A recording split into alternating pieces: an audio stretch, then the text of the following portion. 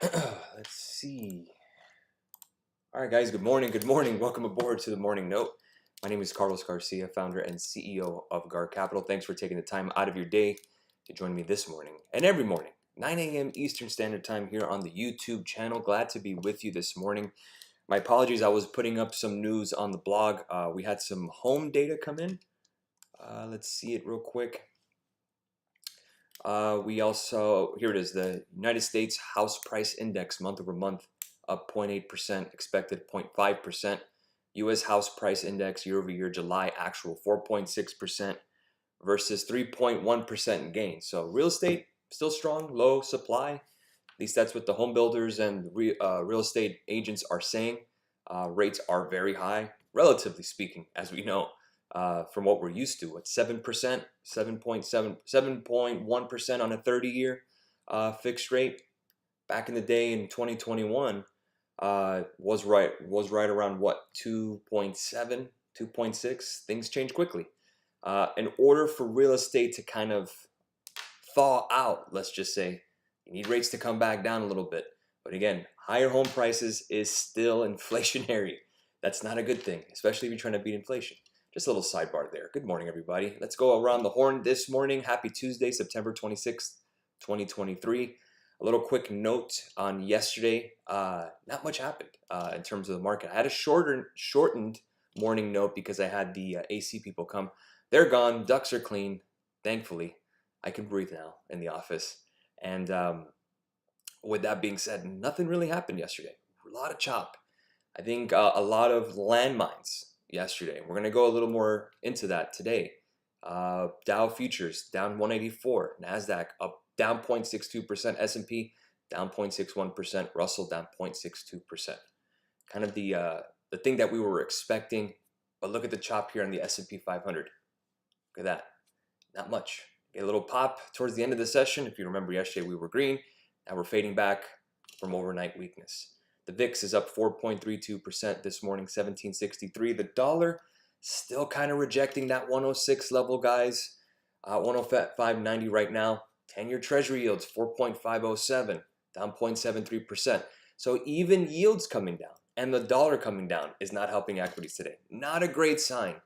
I'm fully expecting that one way or another we're going to just rip off the bandage and fall a little bit, at least to 43.09. Give us an opportunity to short, right? Crude oil down 0.62%, 89.12. Gasoline futures down 1.5%, $2.50. Reading some reports last night that we're getting the seasonal shift in fuels. Summertime has different fuel mixture. It's a little more environmental friendly when it comes to gasoline. That's why throughout years prior, the summer driving season, demand ticks up. Oil prices tend to spike in the summer. Pretty much throughout the United States history of recording energy prices, pretty much since the 80s, it's just been that way. And then in the wintertime, you get a little bit of reprieve, less people on the road, so on and so forth. So again, don't be surprised. We probably maybe have hit a little bit of a peak short term as we roll into the fall. We're getting into October. Maybe gasoline pulls back a little bit. Not enough to trade it, obviously, but again, something to keep an eye on. Gold futures down 0.5%. So even with the S&P coming back down, even with yields down, even with the dollar down, gold just isn't complying. Silver futures down 0.68% this morning. Copper futures down 0.5%, $3.65. Euro dollar 106.04. That's up about 11 pips this morning. Dollar yen 148.88, up 3 pips. Pound dollar is down 24 pips, 121.86.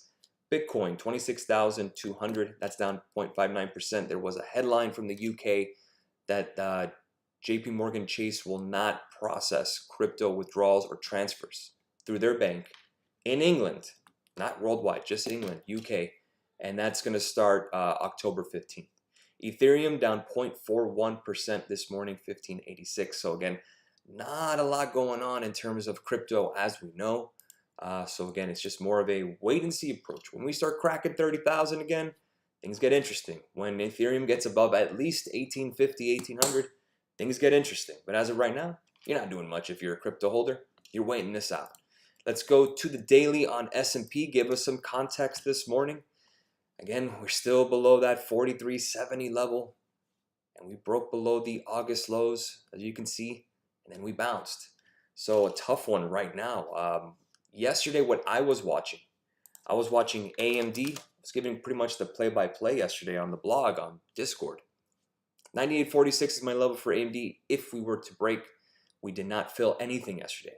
Pretty much bare bones. It's been a while since we haven't had risk open and not open anything new on a Monday. That's pretty rare for us, not because we like to overtrade, but we tend to look at opportunities and observe, and we started getting some moves in Mondays, but not yesterday in particular. So yesterday being Yom Kippur, the Jewish holiday, and again, a happy Yom Kippur to everyone who celebrates the holiday. Maybe that was the reason of the chop. Could be, who knows? But as of right now, it looks like we're just retesting pretty much where we were yesterday morning. So AMD I was watching 98.46, we'll see, but I have an alert for more downside below 95, so we'll keep an eye if we get there. Another one I was pretty much play-by-playing yesterday was Amazon, and Amazon was just hitting them with headlines yesterday, AI stuff, AWS. So gave the stock a little bit of a boost yesterday. Got as high as yesterday 133, pulled back to 130, 127. We are now down again. It's just range chop. So don't let the market tease you a little bit, trying to hook you in to play a trade that you don't have to do. There is nothing broken, and that's fine. Just wait it out. Could have just been the holiday yesterday, as we know. Could be just the market kind of at a standstill. Even with all this going on, the dollar and the yields and oil prices, still stuck in a range. So what happens when we actually have some good news, right? That's when the risk tends to skew to the upside. That's where we are, at least on NASDAQ. Here we're looking at still below the 100. That's not exactly bullish, but the fact that we're holding on, I mean, that says a lot. You know, this is a lot of priced in there. You know, VIX near 20, dollar at near multi-month highs, yields as high since 2007. What more does the macro need to say in terms of bad news to really just pull the plug on the NASDAQ and the S&P 500? That's really the interesting thing. How do you feel about TMF? I don't know what TMF is. I assume that's a stock. Okay, let me go ahead and look this up. If I'm not sure, I always look it up. Treasury Bull. Wow, okay. Oh, we want to roll the dice on some higher yields. Hell, I'm not against it. I can't say, like, if you wanted to gamble and just shoot for it, fine. I mean, you're pretty much getting to the point of no return now, how low we've gotten. But to catch a falling knife too, I'm not a huge fan of leveraged funds. I closed a TQQ too early when it hit my stop, and of course we bounced. Investment club guys know what I'm talking about. Not my favorite trade, but we got the call right. I should have held. But TMF, I mean, if you're better off just buying TLT, at least you get the yield. TMF and that triple leverage stuff, that's really just gambling at that point. For that, just go ahead and buy some, TLT calls for the future and just hold your breath, or just buy TLT itself. That's the 20-year bond fund. It's the most actively traded one, so I think that's probably your best bet. But again, if you're just looking for, hey man, I'm looking to speculate, I want to make this trade happen, all right, go for it. Know your risk tolerance, of course. You don't want to go all in. Don't bet the ranch. But shoot, man, you're pretty much buying at the sentiment lows, where pretty much everyone is saying, forget treasury bonds here. Yields are going to go higher. I'll buy in the future. Let it be known that treasury debt will always be bought. We're always going to have a lender of last resort. That's the Fed.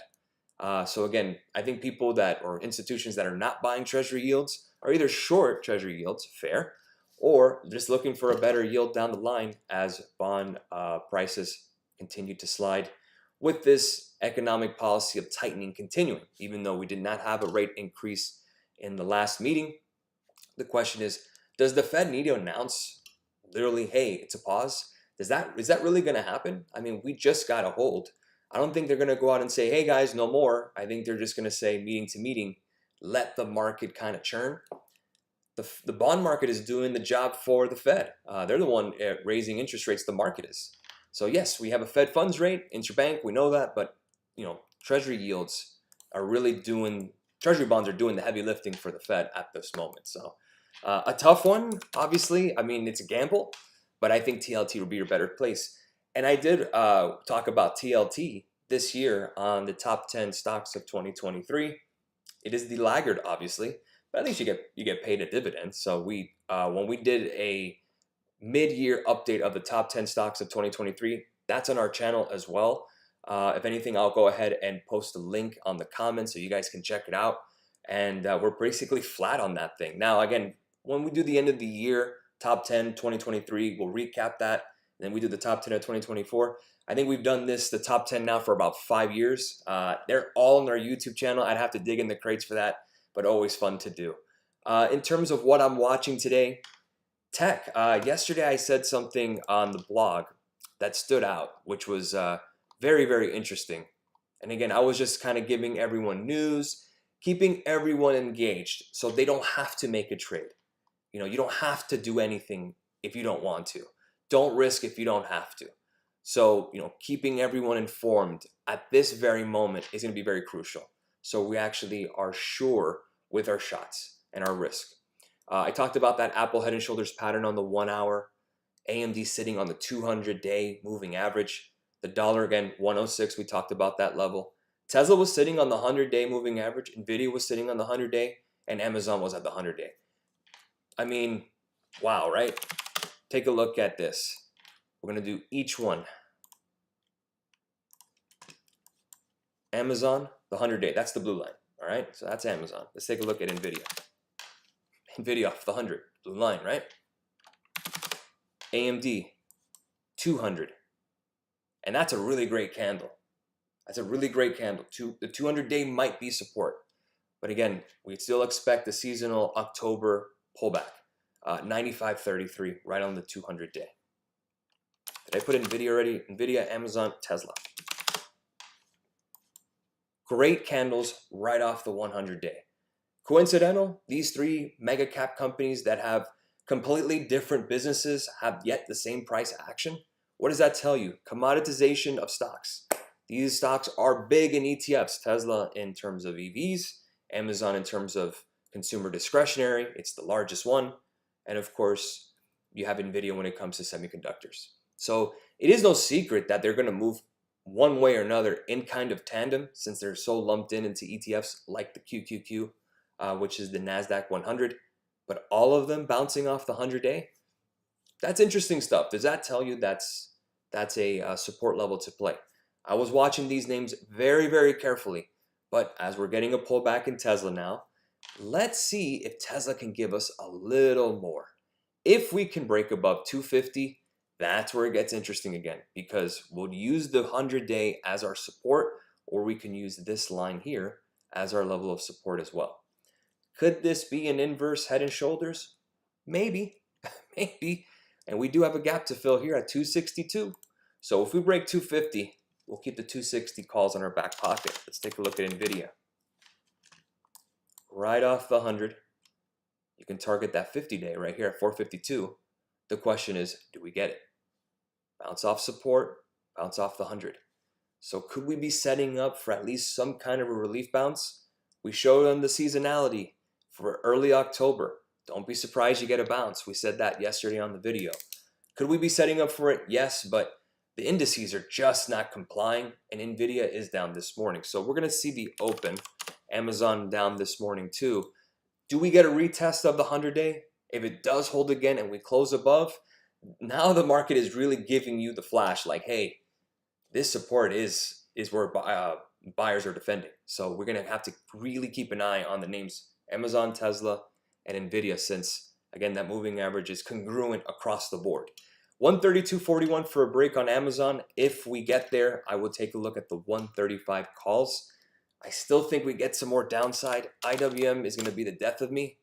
It is now in the money. It was in the money yesterday. So if we had next week's IWM calls, we would have been at peak that I saw was around 20%. Now that's okay. I'm not going to sit here and say that's bad. But look how they chopped you yesterday. Those premiums got hit because we had that rise. We had that gap fill coming down. So we knew our target. We hit it. We were just a day early trying to catch that momentum. But in the future, when we look at these names, I guess it's best to just buy the time. That's really the one thing. And momentum be damned, but look at this. Maybe we get another crack at it. Maybe we get a break below that 176.24 level. If we get a bounce or something, and if this is not sustainable, the problem with IWM is you have a gap to fill at 179.81. So it could be sell in the morning and then buy it up in the afternoon, kind of like yesterday. And at the end of the day, guys, man, it's not enough. This price action just isn't enough. Yes, downward channel, downward trend. We talked about that yesterday. Still lower highs, lower lows. Do we finally break it? That's what we're looking for. 43.40, keep an eye on it. If we break it, 4,300 would be next. And that's exactly what we got to target. As we close the quarter, last week of the quarter, last week of the month, let's make it happen, Captain. Can we chart Palantir levels to short? Sure, let's take a look at it. Palantir kind of similar to the S&P, right, on the hourly, kind of hanging on. Let's look at the daily. Below the 100, did not hold the way Amazon, Tesla, and Nvidia did. But still holding up relatively to support. Use the support as 1350. 1350 would be the level where you have more downside. Could be a head and shoulders, maybe. 1350, break that. You can target the 200-day where AMD is already holding. So, in terms of high beta, Palantir is holding up rather well so far in terms of support. But make sure to confirm with 1350. If you get above the 100-day, then it gets interesting. Possibly get to around 1570, 1560 or so. Not enough yet. Again, below the 100. So is the Nasdaq. So is the S&P, and it's still kind of hovering. So, just a tough tape. A lot of landmines out there. Be very careful. Don't chase every single move. We want continuation. We want it where the move happens and it continues to move that way.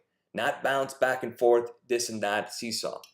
The real reason we're doing that, or we don't want that, is because of premiums. We don't want our premiums on our contracts to burn. Time is the killer. Always the time is the killer in terms of it. We knew where we were going with IWM in terms of that target. Now it's in the money. Name of the game. If you had IWM puts for this week and you caught it, congratulations. Awesome. I wish I would have moved it to next week, but lessons learned. Lessons learned. We're right there. It's just the timing, and we're gonna get that. We're gonna make sure that we do in terms of catching the timing of these moves. We're gonna be careful. We're gonna be prudent. We're gonna be patient, and we're just gonna watch today. Anything might happen. If we're looking for levels in terms of where it gets interesting, 4,400. 43.40. 4,400 would be a breakout, short term. 43.40 and below, 4,300 is coming. Just keep that in the back of your head. I'll keep you guys up to date as always on the Discord live market blog. If you haven't joined, link is in the description. That's our website, www.gar.capital. Make sure to join free plan. Get the live market blog. We'll be happy to see you there. Have a great rest of your morning. I will see you guys on the blog. Cheers.